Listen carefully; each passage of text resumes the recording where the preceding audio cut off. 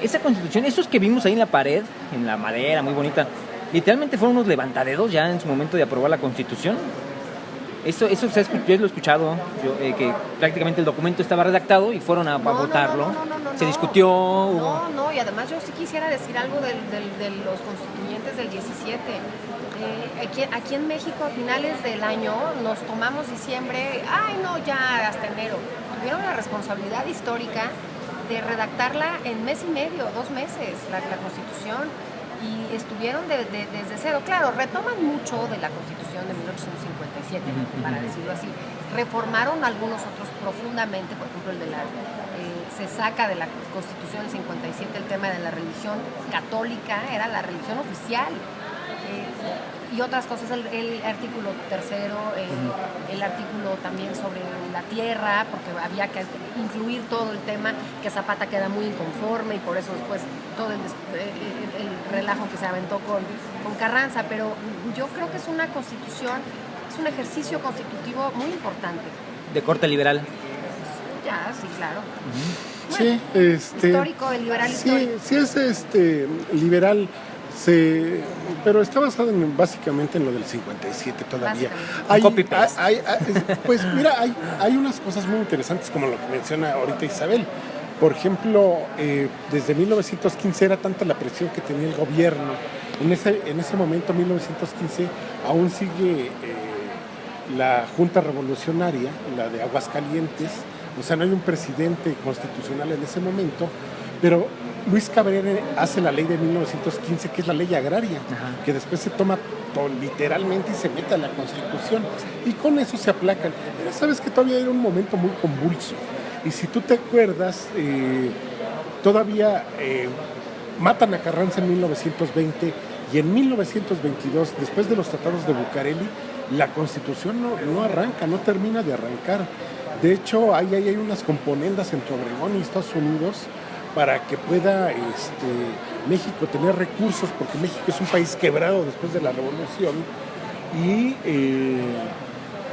entonces, sobre todo con los artículos que afectaban a las propiedades donde tenían sus negocios petroleros los norteamericanos y los afectados con la cuestión de la iglesia. Entonces, tiene sus asegúnes esto, porque le pasa lo que le pasó en 1824, que tarda tanto en arrancar, más de 10 años la Constitución, y en el 57 que de plano no puede arrancar la Constitución porque se viene la guerra de reformas, la invasión francesa,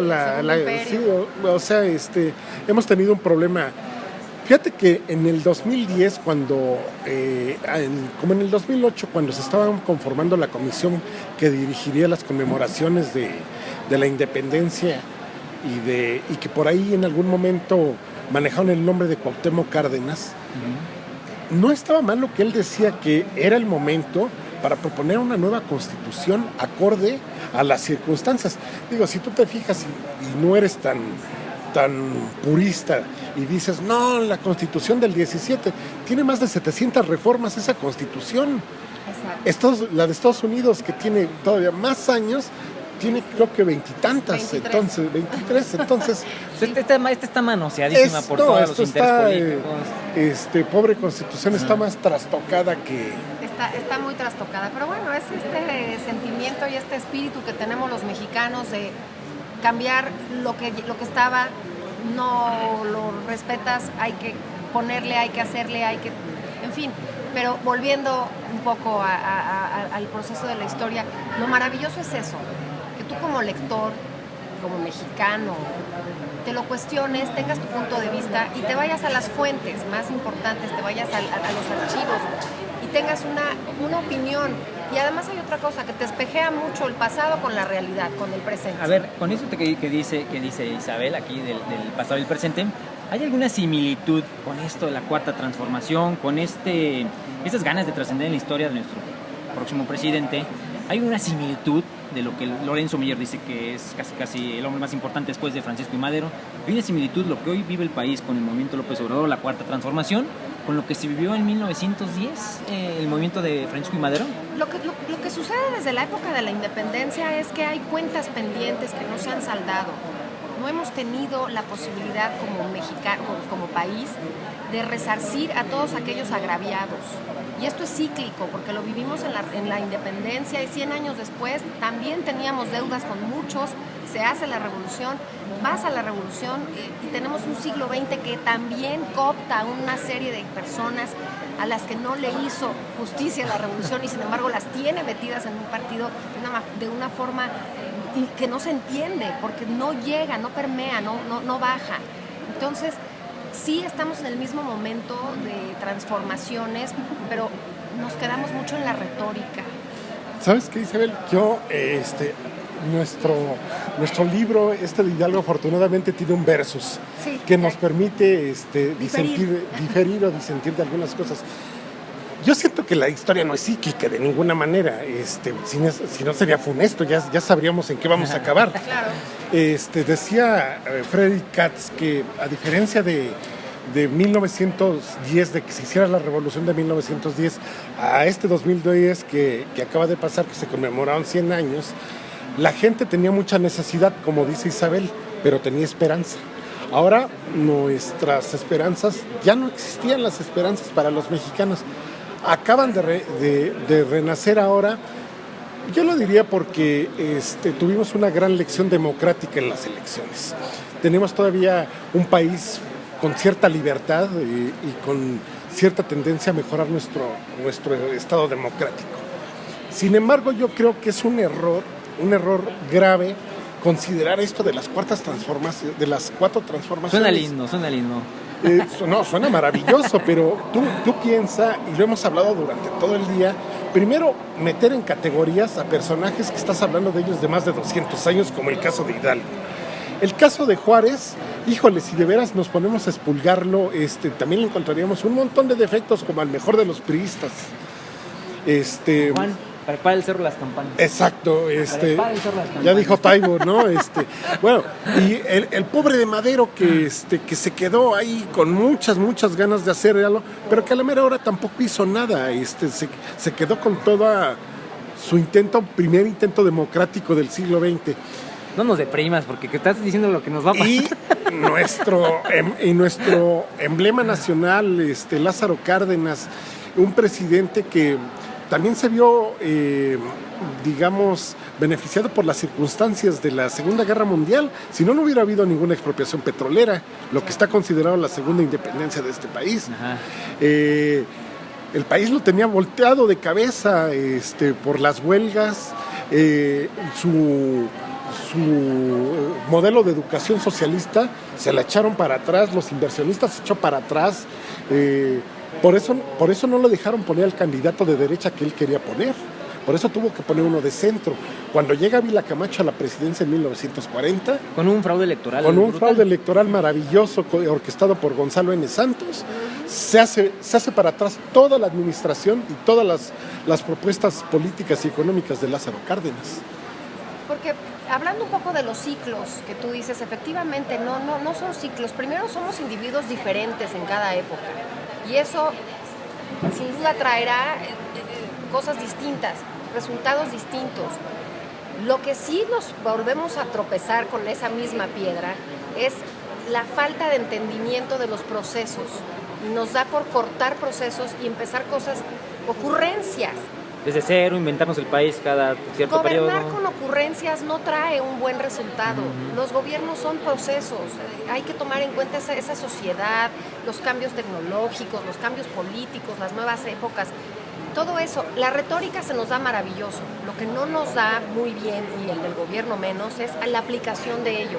Pero tú crees, por ejemplo, Isabel, ahora yo me voy a poner a preguntar aquí, que si el PRI ahorita se renueva desde, como decía Plutarco Elías Calles, desde el origen, como lo hizo en 1939 y después lo hizo en 1945, que no solamente le cambió el signo, se cambiaron el nombre, el himno, todo lo que tú quieras. ¿Va a renacer para el 2024? Yo no lo creo. Yo creo que está agotado el modelo del PRI. Le pasa ahora que regresó este último gobierno. Pero ¿tú crees que está agotado, Isabel? Pues yo lo veo que está floreciendo de una manera. En otro partido político, con otros colores. Bueno, mira, a lo que yo te quiero decir es, si en el siglo XX lograron 70 años de un corporativismo político, funcional, económico, una dictadura perfecta, llámale como lo quieras llamar, pero lograron que la gente estuviera conforme con su propia tragedia, con su miseria, Sí hubo un poco de milagro mexicano económicamente en algunos años, pero insisto, son procesos. Al final, la historia queda completamente trunca y completamente en deuda. Históricamente ese partido está en deuda con México. Pero los mexicanos no entendemos. No sé si va a regresar. No, yo también, no creo que regrese ese PRI. Yo también disentenio un poco de eso, porque, o sea, las personas que estamos discutiendo ahorita tenemos muy corta memoria. Tú no, porque eres historiadora, sí. Pero tenemos muy corta memoria. Pero a partir de 1940, cuando el gobierno cuando la revolución se vuelve gobierno, muy poca gente piensa en cómo se crean instituciones para la salud, seguro social, para la vivienda, seguro social, se hacen los multifamiliares, se hace la ciudad universitaria. Museo de antropología, hay mucha infraestructura, viaducto, periférico. Mi abuelo murió a 93 años y mi abuelo fue ferrocarrilero. Ah, qué maravilla. Y los trancazos ¿le tocó? El 50. 58. La gran huelga. Pero mi abuelo recibía su pensión del Seguro Social de ferrocarriles y decía, a mí la revolución me hizo justicia. O sea, sí hubo cosas. Esta revolución sí creó clase media a través de la burocracia. Hubo movilidad social, eso no lo podemos evitar. La educación, todo lo que hizo Obregón con Vasconcelos, no se puede borrar de un plumazo. Realmente, la Universidad Nacional, en fin, hubo muchos cambios. La gente estudiaba para mejorar su vida y eso se logró en mucho. El problema fue lo de abajo. La maquinaria perversa, el por atrás, el clientelismo, gente trabajadora, meterla. Y eso sigue arraigado hoy Por eso. Ahora, tú dijiste algo muy importante, Carlos. La gente ya perdió la esperanza y eso es bravo, Eso es complicado, porque eso es lo que los políticos deben de entender. Ya la gente está harta. Y acuérdense que cuando México no tiene más nada que perder, se resetea. Pero tienes un caso de Obredec, de escándalos de corrupción, que no pasa nada como pasó en Perú, como pasa en otros países de América Latina. No va a pasar nada. Sí tenemos nuestro umbral del olor, es... Carlos dice muy bien, no se nos olvida fácil y rápido. Sí, mira, históricamente yo creo que el sistema político mexicano del siglo XX tuvo un quiebre feroz, que fue en 1968. Se quebró México. Y le costó mucho poderse levantar, y yo creo que empezó a sacar la cara en 1988 y otra vez se quebró con ese fraude monumental de Bartlett, pero fíjate que no lo hizo Bartlett, o sea, él salió a darlo, y además lo que se cayeron fueron los conteos rápidos. Oye, no fue él, no orquestó el fraude electoral, pero sí hubo un fraude electoral, está bien. Y insisto, no tenemos memoria, y qué vergüenza que ese hombre esté en la CFE, y qué vergüenza que el hombre que ahora está en la CONASUPO trabajó con Echeverría, y y así nos podemos... Memoria muy corta, sí, muy corta y tendencia a no me corresponde a mí. ¿Por qué el ciudadano de a pie? Nuestro célebre Muñoz Ledo, que yo creo que es un hombre muy culto. Es genio y figura, Y es maravilloso. Y es que encantador escucharlo hablar. Hombre, es fabuloso. Tiene una... pelearse con Noroña. Una retórica. Además es un hombre muy culto el tipo. De las escenas emblemáticas es aquella de Miguel de la Madrid, ¿no? Exacto, Oigan, nos hemos concentrado mucho hablando del siglo XX, pero ustedes tienen un libro. Sí. Y son unos adictos a desmitificar la historia. Yo recuerdo la infancia, la primaria, estos libros donde sale el cura Miguel Hidalgo posando así con una pintura ahí. Estábamos hablando. ¿Quién fue? Mucho siglo XX, mucho PRI, mucha historia oficial, mientras más oropel y mientras más acartonados, más héroes. Y es justo lo que venimos platicando hoy desde las mesas que hemos tenido en la mañana. No, hay que quitarle ese oropel, hay que acercarnos a su vida, a sus procesos personales, al proceso histórico en el que está inmerso. O sea, hacen una radiografía del ser humano como más o menos la historia. Pero es un ser humano extraordinario, porque también hizo cosas ajá. tremendamente buenas y también hizo cosas tremendamente terribles. Entonces, es los claroscuros, como. Sí, los claroscuros, como pero todos, ajá. una cosa no le quita a la otra, ni culpa, ni heroísmo. Eso es lo importante, ahí los tiene y siempre estarán. Pero la historia oficial, central, pareciera que no, ni le rasques a que mató y que asesinó españoles inocentes. No, porque entonces es menos héroe. Sí, y no, que no tuviera hijos, porque entonces pues tampoco es tan venerable. O sea, ese tipo de historia maniquea es justamente la que tratamos de divulgar Carlos y yo con este ejercicio. Pero también hay que ponderar, y vale mucho la pena, que esta apuesta que está haciendo Random House tiene que ver con el hecho de que sí le entramos al ser humano. No lo enjuiciamos, no lo juzgamos, somos historiadores. Ponderamos las circunstancias en las que vivía cualquier ser humano de ese momento, como dice Isabel, que a la luz y a lo largo ya del tiempo, pues bueno, fue el que le tocó. Yo no sé si por circunstancia, el hecho de encabezar ese movimiento tan grandote como fue el inicio de la independencia. El inicio del movimiento armado de la independencia, de la fase armada. Yo no sé si le cayó de rebote al cuate, porque igual le hubiera caído a Allende, o lo hubiera hecho Primo de Verdad desde 1808, o el mismo Talamantes, no lo sé. El punto es que yo creo que no lo juzgamos como ser humano. Sí es importante considerar que que era un hombre que le gustaba, ¿cómo decía? Que le gustaba el chupito, que le gustaba el baile, que le gustaba la chorcha, le gustaba montar a caballo, le gustaba tener ahí sus devaneos con las señoras, se le han achacado que tiene hijos,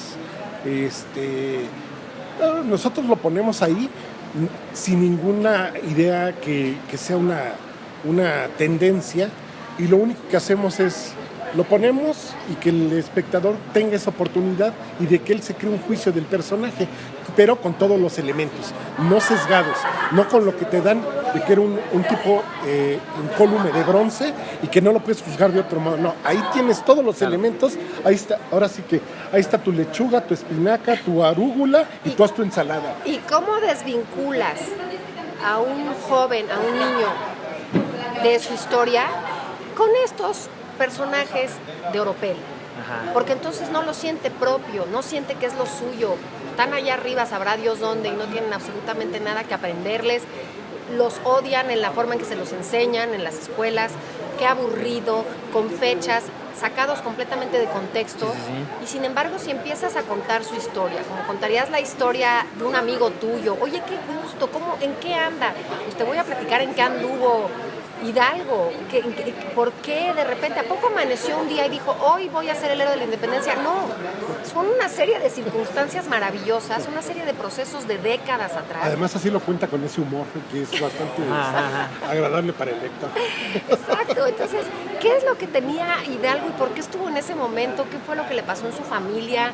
¿Qué fue lo que comía, usaba, bebía? Lo que dice Isabel, hay la historia de un hombre más allá de la ideología, de la política, de la religión. Es un hombre que tuvo una vida como cualquier otro ser humano. Pero que los procesos históricos le afectaron tan profundamente en su vida personal que se sube a la historia y la encabeza.